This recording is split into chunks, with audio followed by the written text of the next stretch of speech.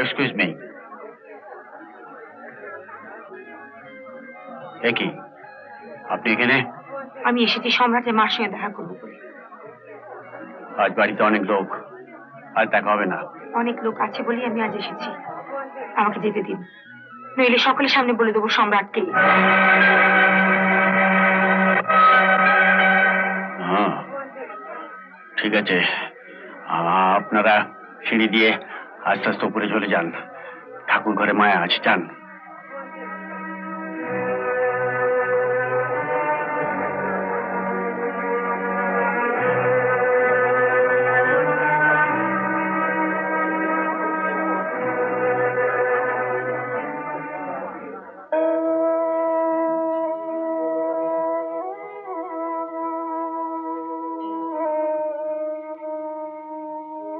দিদি, আপনি?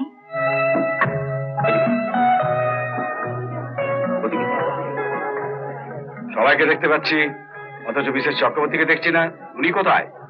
ও ঠাকুর ঘরে আছে, আমি দেখছি। ও তুমি যাচ্ছ কেন? তুমি থাকো, আমি দেখে। না না, আমি দেখছি, আমার ফোনও করার আছে।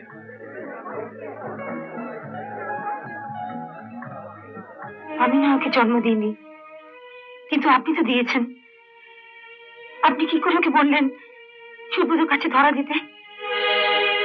আপনি নিজেদের কথা ভাবলেন, নিজেদের সামাজিক সম্মানের কথা ভাবলেন, আমাদের কথা একবারও ভাবলেন না।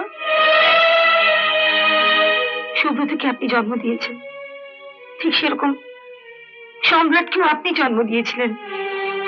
সম্রাট তো আপনারই সন্তান, নিজের সন্তানকে আপনি অস্বীকার করছেন। কাল ওকে কোর্টে তোলা হবে, ওর বিচার হবে, কিন্তু বিচার যে করবে সে কি জানে কেন আর সম্রাট গুন্ডা তৈরি হলো? কে তাকে গুন্ডা তৈরি করেছে?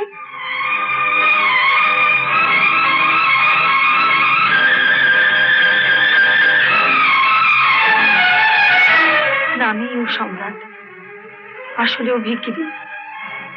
বড় লোকদের কাছ থেকে জোর করে যা কিছু আদায় করে সবকিছু গ্রামের গরিবদের মধ্যে বিলিয়ে দেয়। আপনি ওকে ধরা দিতে বলেছেন, আমি জানি ও কোর্টে দাঁড়িয়ে নিজের কথা একটাও বলবে না।